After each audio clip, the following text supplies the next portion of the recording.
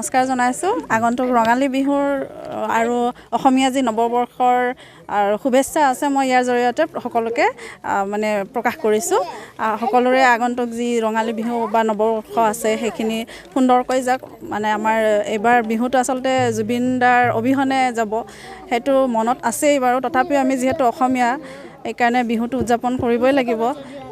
এতিয়া হ'ল কৰ্মশালাৰ বিষয়ে ক'বলৈ গ'লে মানে আজি আমাৰ ৰৌতাত 10 দিনীয়া যি কৰ্মশালা আমি কৰি আছিলোঁ, কৰ্মশালাখন কৰি থকাত খুবেই ভাল লাগিছে। তাৰ প্ৰথম কাৰণ হৈছে তেওঁলোকে প্ৰথম দিনাখনে জুবিন দাৰ তাত মানে শ্ৰদ্ধাঞ্জলি অৰ্পণ কৰিছে। সেইটো এটা বিশেষকৈ আপোনালোকে এতিয়াও দেখিবলৈ পাইছে।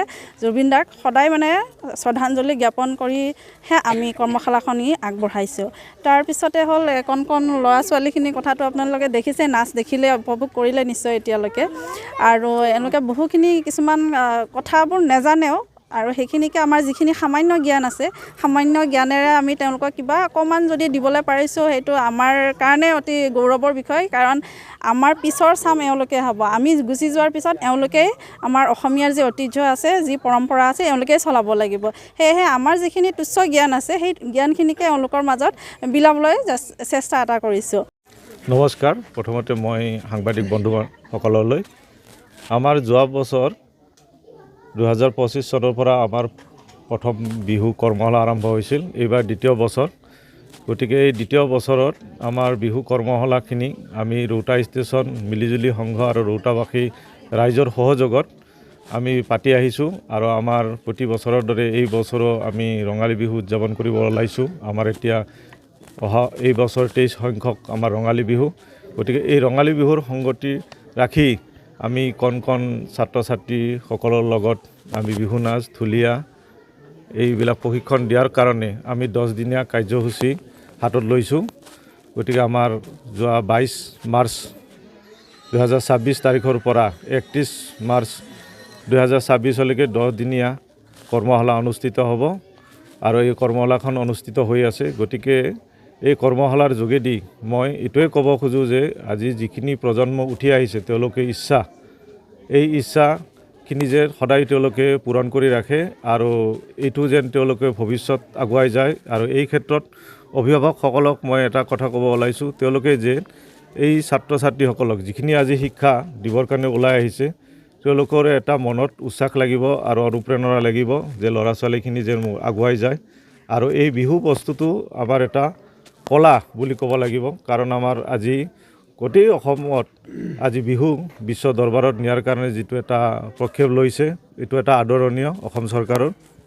গতিকে ইয়াৰ পৰাই আমি নতুন প্ৰজন্মক ভৱিষ্যত মানে পথ মুকলি হৈ যাব বুলি মই এই আশা কৰিছোঁ। যিহেতু এবাৰ ৰঙালী বিহু, কিন্তু সকলোৰে প্ৰিয় হাৰ্ট অফ জুবিন গাৰ্গ নাই, হয়, এই আমাৰ বহুত দুখৰ বিষয়। আজি আমাৰ যি হাৰ্ট অফ জুবিন গাৰ্গ, তেওঁ আজি ঢুকুৱা আমাৰ ছমাহ অতিক্ৰম কৰিলে। গতিকে তেওঁৰ আজি এই বিহুৰ আমাৰ জুবিন বিহু প্ৰথম বিহু। গতিকে তেওঁক আমি সকলোৱে স্মৰণ কৰোঁ আৰু তেওঁক ন্যায় পোৱাটো আমি বিচাৰোঁ। গতিকে বিহু আমাৰ এটা আৱেগ অনুভূতি হৈ জড়িত আছে আমাৰ অসমীয়া জাতিৰ, কিন্তু তেওঁক লৈ আমাৰ বহুখিনি দুখ আছে। তথাপিতো আমি বিহুৰ আমাৰ যিখিনি কৰিবলগীয়া কাম, আমাক জাতিটো জীয়াই ৰখাৰ কাৰণে আমি এইখিনি কৰিব ওলাইছোঁ। কিন্তু তেওঁৰ যিটো আধৰুৱা কাম, আমি তেওঁৰ গানৰ মাজেদি আমি অসমীয়া জাতিটোক জীয়াই ৰাখিম বুলি আমি সংকল্প লৈছোঁ। মুখ্যমন্ত্ৰীয়ে কিন্তু কৈছিলে ন্যায় আমিয়ে দিম জুবিন গাৰ্গক, যদি ন্যায় দিব নোৱাৰে তেনেহ'লে ভোট দিব নালাগে। এতিয়া কিন্তু সুৰ সলনি হৈছে মুখ্যমন্ত্ৰী, যিহেতু বিধানসভা নিৰ্বাচন। আপোনালোকে কি কয়? নহয়, সেইটো হয়। এতিয়াতো ৰাজনীতিৰ কথাটো অলপ বেলেগ। এতিয়া তেওঁলোকে ডাঙৰ মানুহ, তেওঁলোকে এতিয়া কথা কৈছে কিছুমান, হয় বোলে ন্যায় দিব নোৱাৰিলে আমাক ভোট দিব নালাগে। কিন্তু এই ক্ষেত্ৰত মই বিশেষ একো নকওঁ, কাৰণ এইটো ওপৰ মহলৰ তেওঁলোকে ৰাজনীতিৰ কথা। গতিকে আমি সামাজিকভাৱে কিছুমান কাম কৰি আছোঁ। গতিকে মই এইটোৱে বিচাৰোঁ, যোন চৰকাৰে থাকক, যোনে মুখ্যমন্ত্ৰী হওক, আমাৰ হিয়াৰ আমোদ জুবিন গাৰ্গ, তেওঁ এটা আমাৰ মানে ভৱিষ্যতৰ এটা আমাৰ অংগ আছিলে। তেওঁলোক আমাৰ এটা হিয়াৰ আমোদ, আমাৰ অসমীয়া জাতিৰ এটা হীৰা বুলি ক'ব লাগিব। গতিকে তেওঁক যেনেকৈ হওক, তেওঁ আমাৰ মাতিনি বা যেনেকুৱা ধৰণে কালপিতবিলাকে তেওঁ হত্যা কৰিলে, তাৰ উচিত এটা তদন্ত বিচাৰি মানে দোষী শাস্তি পোৱাই আৰু তেওঁ যে এটা সুবিচাৰ পায় এইখিনি মই কামনা কৰিছোঁ। এওঁলোকৰ যিটো ধৰক আয়োজন কৰ্মশালাৰ আখৰাৰ, তো ল'ৰা ছোৱালীখিনিক গোটেই উৎসাহ দিয়াটোৰ কাৰণে বহুত ডাঙৰ কথা। আৰু লগতে আজিকালি বিহুটো শুদ্ধ ৰূপত শিকাবলৈ সকলোৱে বিচাৰে, কিন্তু শুদ্ধ ৰূপত শিকোৱা মানুহ পাবলৈ বৰ টান। তো তেওঁলোকে এইবাৰ মোৰ লগত যেতিয়া যোগাযোগ কৰিছিলে, যোগাযোগ কৰোঁতে মই তেওঁলোকক ক'লোঁ যে এনেকুৱা হ'বহে মই পাৰিম।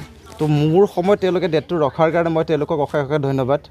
আৰু সেইমতেদি ধৰক যিমানখিনি মোৰ সামান্য জ্ঞানেৰে মই তেওঁলোকক শুদ্ধ ৰূপত দিবলৈ চেষ্টা কৰিছোঁ। আৰু হয়তো ইয়াৰ পৰা ভাল ভাল বিহুৱতী ওলাই যাব আৰু 2 বছৰ 3 বছৰ পিছত। আৰু তেওঁলোকে শিকিছে গুৰুত্ব দি পেলাই, আৰু গুৰুত্ব দি শিকাৰ কাৰণে ভালো লাগিছে। আৰু যিহেতু ধৰক বিহু বিষয়টো আজিকালি আপোনাৰ ছাবজেক্ট হৈ আহিছে বিহুৰ হাই ছেকেণ্ডেৰী বিভাগৰ, তো এওঁলোকে যেতিয়া মেট্ৰিক পৰীক্ষা দি উঠিব, মই তেওঁলোকক কওঁ যে তেওঁলোকে যাতে ধুনীয়াকৈ বিহুৰ ছাবজেক্টটো লয় আৰু তেওঁলোকে পঢ়ে, আৰু পঢ়িলে তেওঁলোকে আৰু নজনা কথা বহুত শিকিব পাৰিব। আৰু এতিয়াতো তেওঁলোকে নাচিব কেনেকৈ লাগে, পৰিৱেশন কেনেকৈ কৰিব লাগে সেই বস্তুটো নিশ্চয় গম পাইছেই, তেতিয়া আৰু বিশেষ বহলভাৱে গম পাব। আৰু তেওঁলোকৰ যিহেতু ব্যৱহাৰিক দিশৰ ওপৰত তাত মাৰ্কটো 50ৰ ওপৰত আছে, তো তাত যদি কৰিবলৈ যায় তেওঁলোকৰ শিক্ষাৰ যিটো ধৰক পাৰ্চেণ্টেজ, সেই পাৰ্চেণ্টেজটো তেওঁলোকৰ কাৰণে বাঢ়ি গৈ থাকিব। সেই আৰু ইয়াতে ছাত্ৰ ছাত্ৰী আছে আপোনাৰ টোটেল নাচনী আছে প্ৰায় 30, আৰু ঢুলীয়া ল'ৰাহে অলপ কম আছে। ঢুলীয়া ল'ৰা আপোনাৰ 10জনৰ ওচৰা-ওচৰি হ'ব, তেনেকৈ আছে। এওঁলোকক ইয়াত বিহু নাচ, বিহু নাম, বিহু বাদ্য, ঢোল সেয়ে শিকোৱা হৈছে। বিশেষকৈ পেপাৰ চেওটো আমি কেনেকৈ বজাব লাগে, কেনেকৈ কৰা যায়, সেই তাৰ বিষয়ে কৈ দিয়া হৈছে তেওঁলোকক। কাৰণ যিহেতু পেঁপা বজাবলৈ ইমান সহজ নহয়, আৰু পেঁপাটো পাবলৈও টান, ইমান সহজ নহয়, তাৰ ইমানেই দাম যে কষ্টলি, বহুত দাম হয়। তো এটা পেঁপা আনিব যোৱাৰ লগে লগে বা এযোৰ জুৰীয়া পেঁপা আনিব যোৱাৰ লগে লগে আপোনাৰ 32-30 হাজাৰ টকা বিচাৰে। তো সেইটোত লৈ পেলাই তেওঁলোকক যিমানখিনি পাৰোঁ সামান্য জ্ঞান সেইখিনি দিবলৈ চেষ্টা কৰিছোঁ আৰু। হয়, ধন্যবাদ।